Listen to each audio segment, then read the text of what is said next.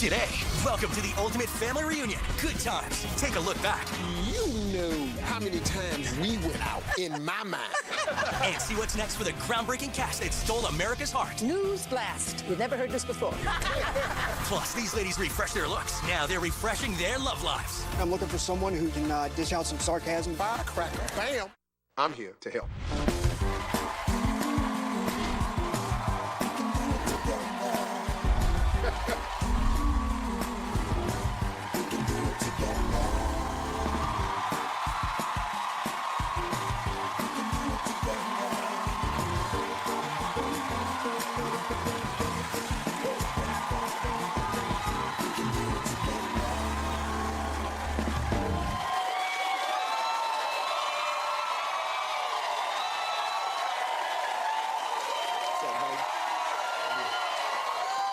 Wow, good to see you folks. How you doing? Folks, you picked a good one today because we are about to take it back. Just a little bit to one of my favorite shows back in the day. I'm talking about Good Times.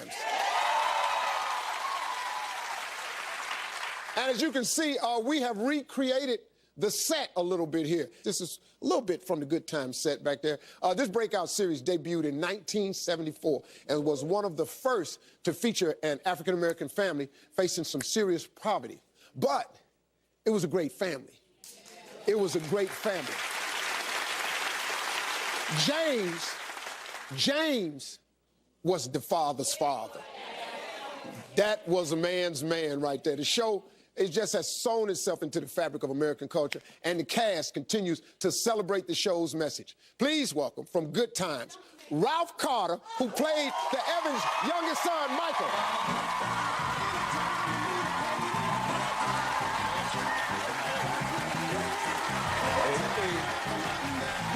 Bernadette Stannis, who played Thelma Evans.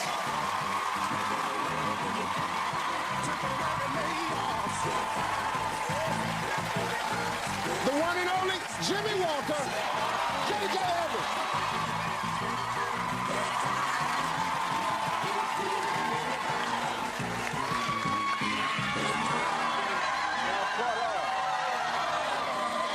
What's up, bro? All right, man. Oh, man. What's up, boy? All right. We good, man. Good. Yeah. Yeah. It's been a while. How you guys been? Fine. Good. Thank you. Man, 1974. Take us back to when the show debuted. Did you realize it would be this huge, groundbreaking event? Absolutely not. I mean, we thought, like, it was just a replacement show and that it would just be another show. We had no idea, but being the first black show, family show on television, it was number one. We went to number one.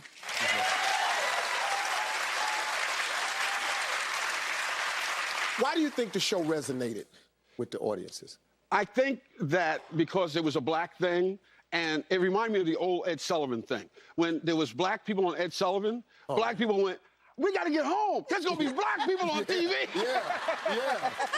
That was it, man. Yeah, that was the thing. Ed Sullivan did that because what people used to have to understand was it was so rare that African-Americans were on TV. It's like when Bill Cosby got on in 1966. I mean, the street cleared out when I Spy came on. Yeah. Because African-Americans went, wow, there's a black person on TV, and they ran in the house. It was just that way, man. Yeah. And then Norman Lear produced your show. Yeah. What did you learn from working with him? I think what I learned, I thought I knew a lot because I had worked in New York, and they gave me some focus. But then when I worked with Norman, he was more focused than anybody I ever met because he had like 9 shows on the air, and he wrote on every show. He knew every show that was coming. He knew everything. And I thought he was a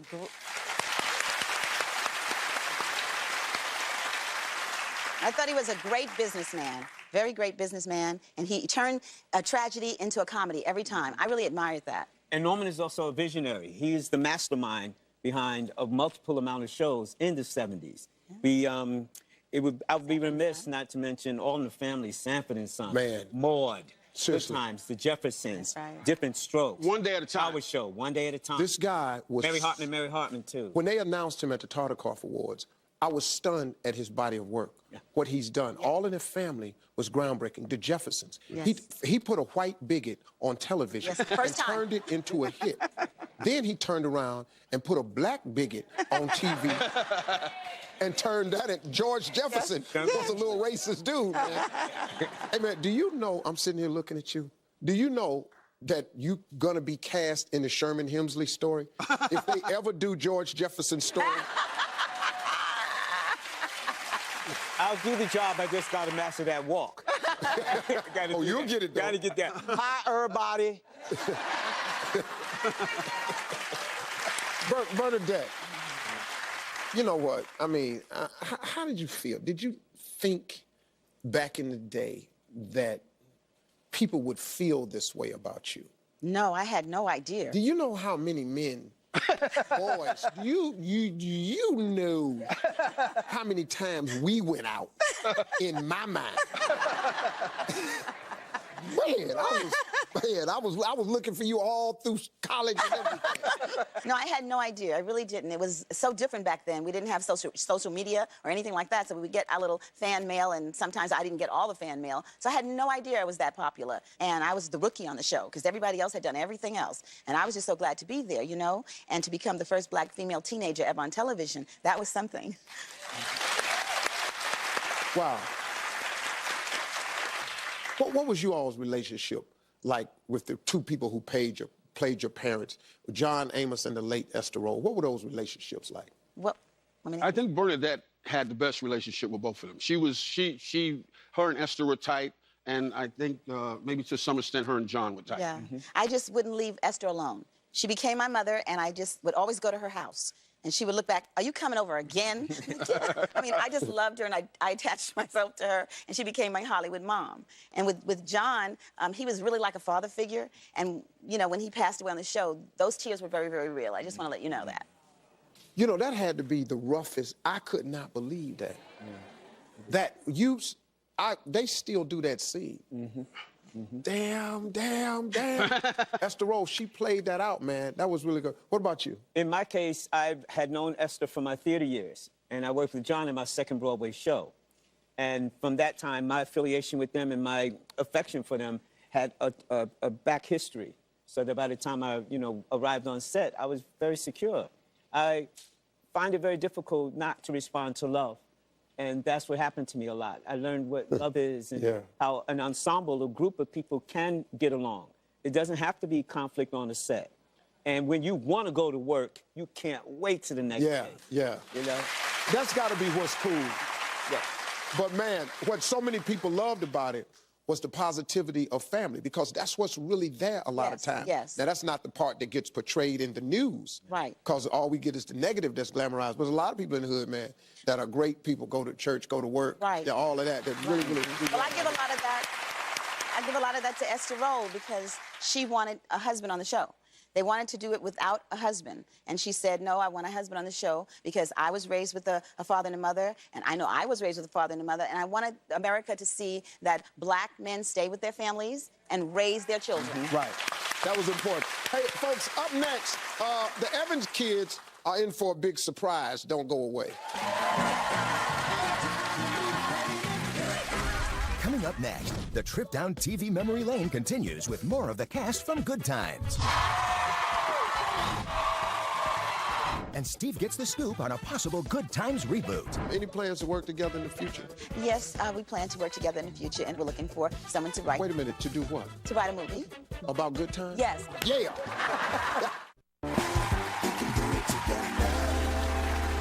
Folks, I'm back with the stars of one of the great sitcoms of all time, Ralph Carter, who I just keep about to call Michael. I can't. Every time I look, I just want to go Michael. The fabulous Bernadette Stannis and the one and only Jimmy Walker from Good Times. Now, what they don't know is I've got a surprise for them. I'm going to just bring them out. First of all, please welcome the guy who played the building superintendent, Johnny Brown.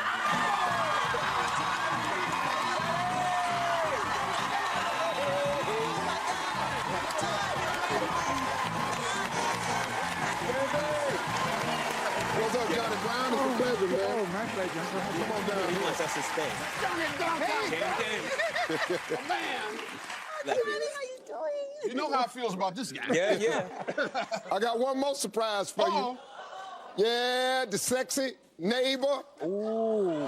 Willona Janae Dubois.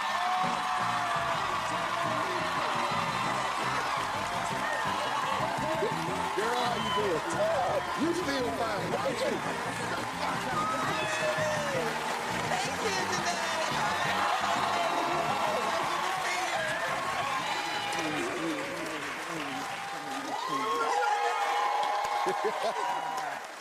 That's nice, boy. That's nice. How good is that? That's nice. Boy, and we kept it a surprise, too.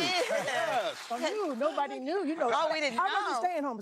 Nobody called me. I said, I'm going. I'm going. Say nobody called me, I'm going. I'm going. Anyway, if nobody else came, I was going to be here.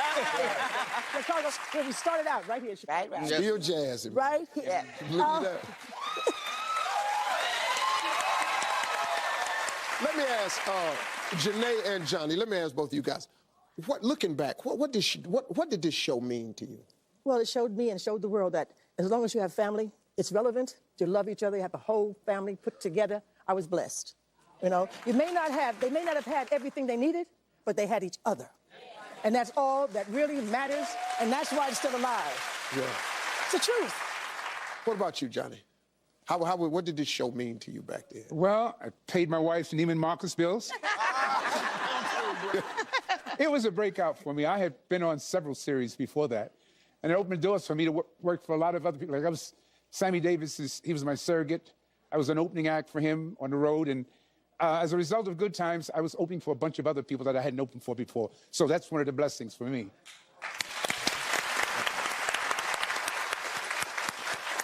All of you went on to do big things. Tell me a little bit about it. Well, I worked with Sammy Davis also. In fact, news blast. You never heard this before, but that was my husband. When I did the Broadway show, Golden Boy, Johnny Brown was my husband. Wow. Buffalo Butt, that was the name I gave him, that was him. We worked together so much that they thought we were really married. And I think for me, what happened was I was able to get my staff of guys together. You know, all my writers. Well, I had Leno, who did the show, actually. Jay Leno, and I had David Letterman, who I got some jobs from. No, see, this is what a lot of people don't know. And the reason you saw Jimmy on Letterman all the time is because he gave Letterman his break. Yeah. But the same thing for Jay Leno. Yeah. See, people don't know where they came from, man. You just look up and you just see. Sometimes people go, why is he on again? And we met at Showtime at the Apollo. Showtime at the Apollo. I was doing a set there, and you were getting ready to be the permanent host. Yeah. We sat down and we talked for... We talked for hours. Yeah, we talked, you know, I said, go for it, man. Back, and he talked to me about how to be. I was just a young dude, man. That was my first TV break. Yeah. And I was sitting with Jimmy Walker talking about doing a stand-up. And I called my mom and my dad, and I said, man, I just talked to Jimmy Walker. Boy, where the hell you see Jimmy Walker? It was just an amazing thing. Brother, what about you? Well, it afforded me the ability to help my parents educate my brothers and sisters, and that was dear to me. Also, it opened up an avenue for me to become an author and to be accepted as one. So I was very, very happy that I was accepted, because on Good Times is where I started to develop my writing and my poetry and things like that. And so later on in life, I started writing relationship books and finance books, and my latest book, you know, The Last Night, about caregiving for my mother. Wow. Ralph? I, too, am a writer. I taught early child development for 5 years. And in doing so, I've authored over 20 children's books. And it's been a miracle. Wow. Okay, let me ask you guys something. Any plans to work together in the future? Yes, we plan to work together in the future in a movie. And we had Kickstarter, but it wasn't our platform. Right. So we didn't get the funds that we wanted, but we have private investors that are interested in it. And we have a skeleton script. We're looking for someone to write. Wait a minute, to do what? To write a movie. About Good Times? Yes. Well, it's not about Good Times. It's our thing. It's going to be what we are today and beyond. I love it. It's beyond. So it's like some of the things that happen. You want to know what happened to Thelma? You just use Bernadette. But you know, because I associate with Thelma, that I'll have three children, and one will look like JJ. Cute kid. I'm gonna have a little daughter and another little son. Wow. You know what? I got to tell y'all something, man. the reaction that all of you got when you walked out, you have to understand the significance of what you are in the culture of American television, because it was groundbreaking. It was absolutely groundbreaking, and it was endearing to a lot of people. And it gave a lot of people a chance who couldn't prior to this stick their chest out. And it was so fun to watch. This has been like a really cool moment for me. Oh, Steve. It's been a cool moment for us, Steve. Thank you. You've always supported us. Always. Always, and always will. I want to say thank you to all of you. I love the audience reaction to y'all was priceless, man. I hope you see the love. Thanks, everybody. We'll be right back, everybody. After the break, their confidence-building journey began with a fresh face makeover. Now they're back to take the online dating scene by storm. We redid their profiles and their photos, and they look amazing. Gorgeous. Okay, Anna. Okay, Les. She's hot. She is gorgeous. Sean Wayne Bobbitt lived every man's worst nightmare. I found it! Clear! Come on! You can do it! A can't miss. Where are they now? What'd you do? Call my mom. Wait. You called your mother? Tomorrow. Hey, listen, everybody. If you want to be a part of my studio audience, go to our website, steveharveytv.com.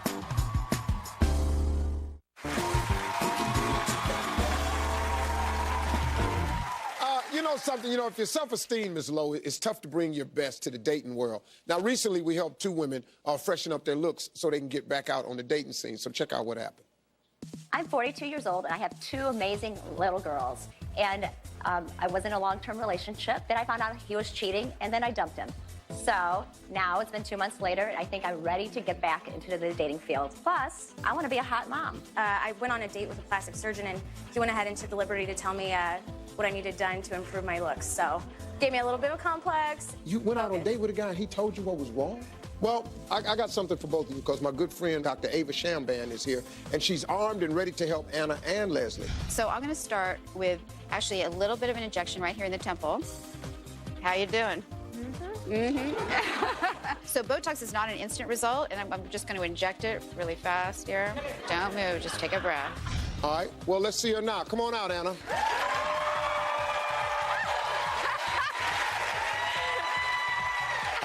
All right, let's see her now. Leslie, come on out.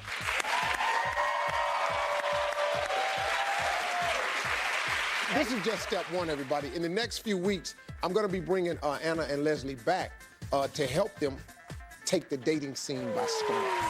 This is what I do now. Well, the next step for these ladies is simply get them back out there in the dating game. And so I hooked them up with my friend and founder of the Smart Dating Academy, Bella Gandhi. So please welcome Bella, Anna, and Leslie. Well, Anna and Leslie, how do you guys feel? I feel amazing. I feel 10 years younger. At first, I thought this was just going to be an outside makeover, but it turned out to be an inside makeover as well. And I just want to thank everyone for this extraordinary experience. Okay, good. Yeah, I feel incredible. I have a new confidence. After speaking with Bella, she taught me some new techniques and some new life lessons, and I'm really excited. Oh, I remember, yeah. Oh. You had, what they call it? RBF. RBF. Y'all know what that is? Tell them what that is. Don't make me say it again. Yeah, I'll say it. Yeah, go ahead. Resting bitch face. That's what that means. I can't say it because I'm a man, and my mama in heaven watching, so I can't never say that. And it means like when you sit there, it kind of looks like you're mad. All the time. Yeah, but yeah. She got the Botox in there, and it took all that out. Good. So now she just look happy. All the time. Even when I'm mad. Even when I'm mad. Even when you're mad, you I look happy. still look happy. Yeah. Exactly. You better get your ass away from here.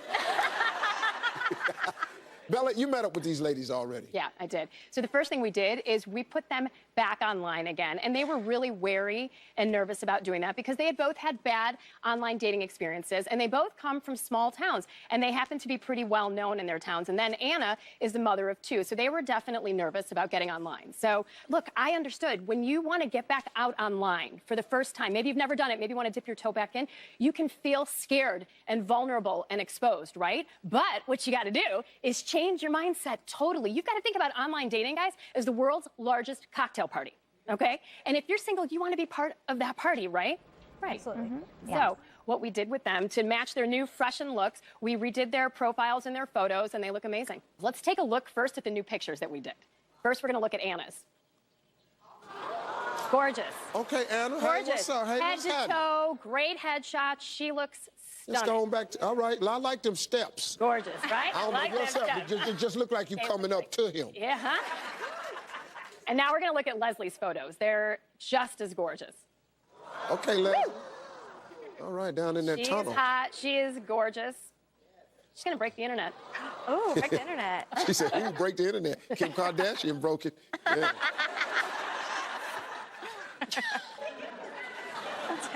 All right. Well, here's the thing, ladies. Let's quit playing around. You've been here twice.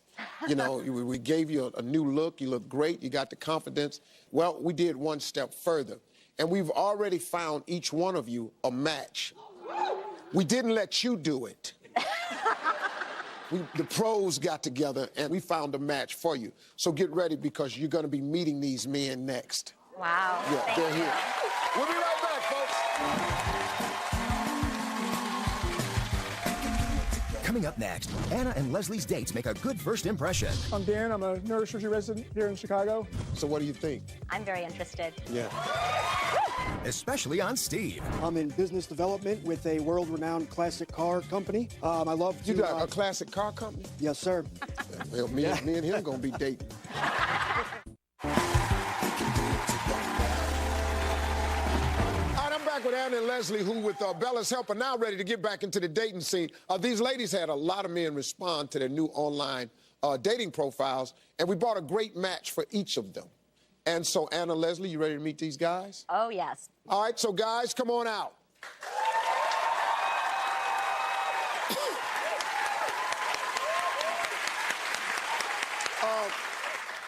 Dr. Dan, tell Anna about yourself. Sure, Anna. I'm Dan. I'm a neurosurgery resident here in Chicago. I'm a couple months from finishing a long training program. It's been about a decade of residency and fellowships. I have 6 degrees from MIT and Harvard in areas of engineering, medicine, and business. What I love to do professionally is invention, entrepreneurialism, starting medical device companies, and then clinically treating people with those and other therapies. For fun, I like to run, work out, ski, scuba dive. I come from a close family, get together frequently. We have lots of good stories, and it's never dull with the family. What I'm looking for is that rare gem who's very intelligent, very attractive, comes from a close family, has a calm demeanor, and is warm and witty.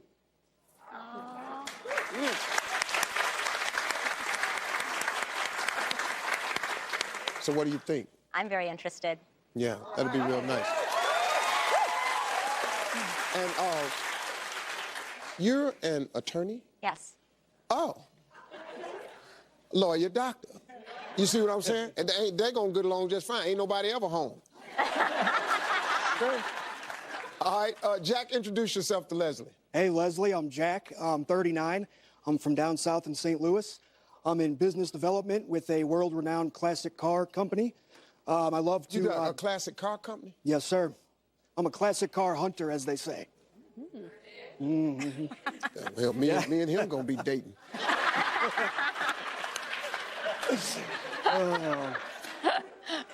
Go ahead. Thanks. I love being outdoors. I love taking care of myself, being active. I love getting crazy with my nieces and nephews. And I love working with my hands and making art. I'm an art school grad originally. You know, at this point, I'm really just looking to find someone I can get serious with and settle down. You know, someone that maybe I can grow with, start a family with at some point, you know. Someone who's got a big heart, but knows how to roll with the punches, that can dish out some sarcasm and take it from time to time. Got that? All right. Firecracker. There you go. Check that off.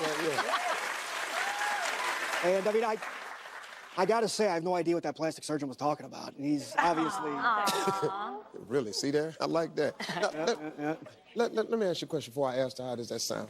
Now, when a woman is listening and then her foot is doing this here, and she drawing circles with her toes, what does that mean, Bella? It means she's trying to draw attention to herself. She's interested. Oh, okay, because the whole time she was talking, she was just writing letters with her toes. What we're going to do, guys, we're going to be sending these couples out for a night on the town. If you want to see how it goes, just head over to SteveHarveyTV.com. Thanks to everybody. Y'all come on over and meet each other. We'll be right back. Come on over, guys.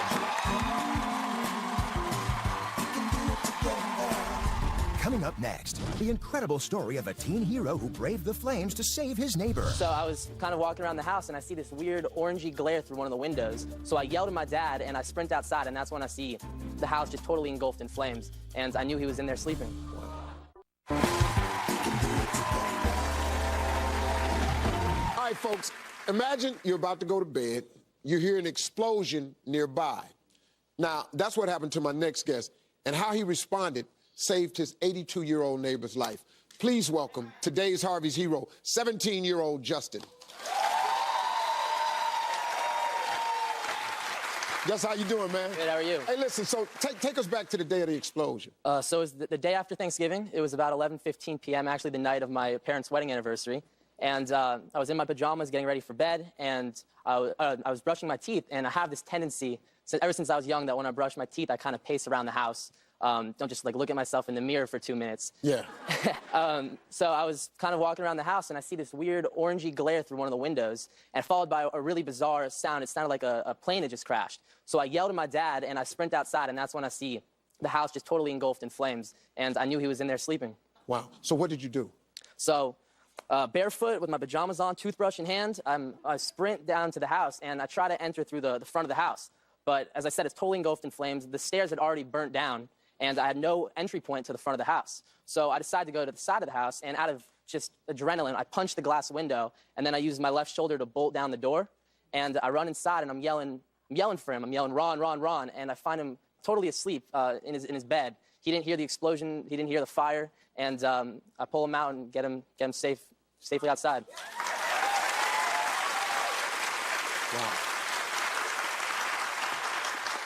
Wow.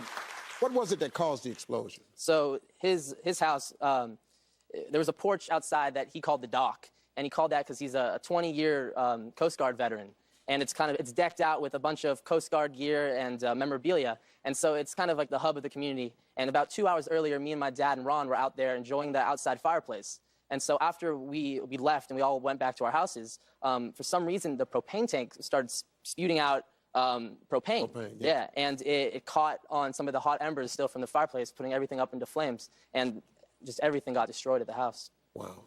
That's a picture of it right there. Yeah. Wow. How does it feel to have saved somebody's life, man?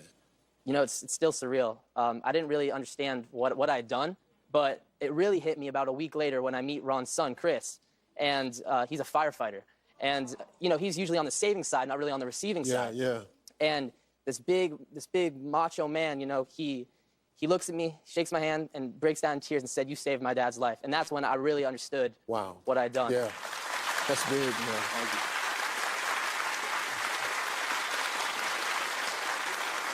you. You know, Ron couldn't be here because he's still recovering from his injuries, but he sent you a message, and we got it, so check this out.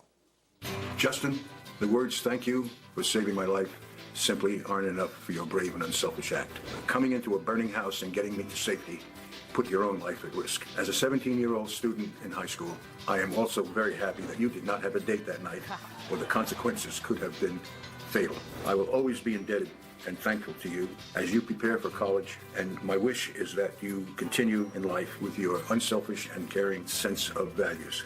You will bring honor and dignity to any school you attend. Thank you, Justin.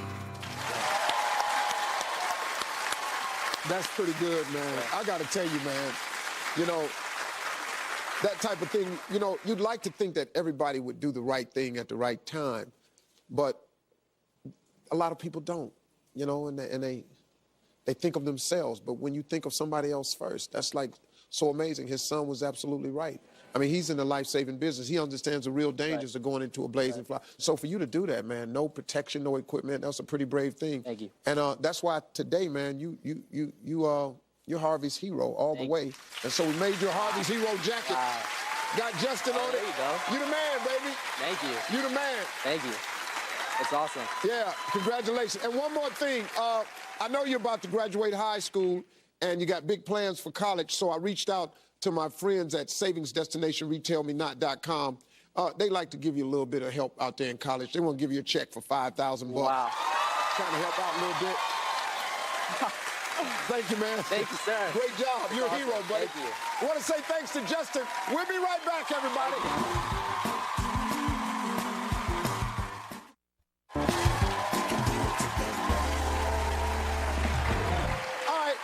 sure. There are apps out there that get things done, but then there are some fun ones out there, too. Now, here revealing the latest and greatest is pop culture guru Kelly Zink Levy. So, Kelly, what are we seeing new out there in the apps? Well, I'm sure you've been scrolling through your social media feeds lately, and you've seen some really creative things going on by your favorite celebrities and your friends, right? Really creative stuff here. Okay. Well, today I'm here to fill you in on Facetune. Facetune? Yes, Facetune. Okay, what is that? Facetune is a magical Photoshop app that basically lets you cheat in your photos. It's Hollywood and Instagram stars' secret weapon. You can whiten your teeth, you can smooth out wrinkles, and you can even drop pounds instantly. Listen, I'm not... That lady said, I want that. I'm not afraid to admit that when I first got pregnant but wasn't ready to spill it yet, I hid those first 20 pounds with this magical app. Oh, this is after. Yep. Oh, wow. Because, you know, you don't want to spill that you're pregnant, right? So that does that? If I can I teach you how to use it? Oh, work with it. All right, we're going to start off. All this is natural, though. Yeah, see, a lot of people think this is fat. That ain't what this is. Oh, no. That's... No, this is income. It's perfection, okay? Okay, give me a nice smile. So you're going to open the camera. You're going to take that photo. Open to camera? Oh, just... Yep. Let's retake it. Let's get a good one. Look at me, please. And perfection. Yeah. Okay, use the photo. Now it's time to really have some fun. I don't see what you're going to do. Just wait for it. All right, let's go slim me down. So we're going to scroll along the bottom. Okay, let's just say, I mean, not you, but let's just say we're not having the best skin day. We want to smooth out some imperfections or wrinkles. We're going to use the smoother tool, okay? We're going to go in and we're just going to kind of, you know, those invisible little lines. We're just going to kind of get rid of those. And there you go, instant-free Botox. And you can see the before and the after there. Oh, you took that little, Oh, okay. Not that you needed it. Now, let's talk about... No, that's okay. Yeah, that's okay. I don't appreciate it, but that's okay. But I ain't know what's wrong till you start taking out. I was going down. And now let's go on to my favorite tool, the I Just Lost 10 Pounds tool, or the reshape, okay? The lady say yes. So we're going to go in, we're going to go reshape and then resize, all right? And we're just going to kind of pinch with our fingers. We can bring it in a little bit there, real subtle like that, and then, and like you'll see the before and the after again. Hey. Magic. All this, whoa, hey. What you gonna stop judging here? You're gonna sit up here and look at me and go, ooh, Still sexy, Steve. Hell yeah. Agreed.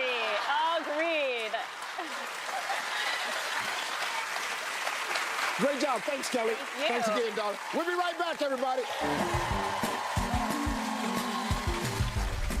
Up next, a fearless employee fights off a rookie robber. John Wayne Bobbitt lived every man's worst nightmare. I found it! Clear! Come on! You can do it! A can't miss. Where are they now? What'd you do? Call my mom. Wait. You called your mother? Tomorrow. All right, everybody, we're back with time for just one more thing. All right, now, earlier we met Justin, who was today's Harvey's hero. You know, some great people out there. Well, this next video proves that there are heroes everywhere. Now, I want you to watch this before I show it. There's a cashier in Georgia, how she responded when a customer pulled a gun on her and tried to rob her. And the police asked her why she did what she did, and the lady said she wasn't afraid to die. Oh, how do you... I am, so. But watch this tape. This guy goes in. This is new for him, you can tell. He's just, there's no need of trading money. If you're going to take the money, what's the exchange? He didn't know how to get it out.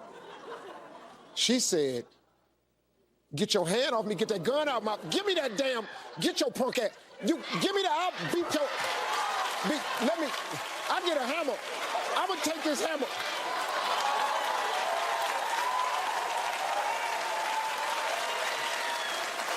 Now, look. We glad the lady's okay. Police do not advise that you do this, and neither does the host of this show. You have a gun. Listen to me. All this money yours. Here, let me show it to you. Right here. You can cut the tape off, because now you're going to arrest me for compliance. I'm opening cash registers. She beat you. Give me this hammer. I'm going to beat your... This... But the hammer, though. You got a gun, I got this hammer. Don't nothing in this video make no damn sense. I'm just glad the lady's okay. Hey, look, don't do that at home, okay? Thanks for this hour. Thanks to all my guests, for everybody watching at home. Check me out on Instagram at I'm Steve Harvey TV. We'll see you next time, folks.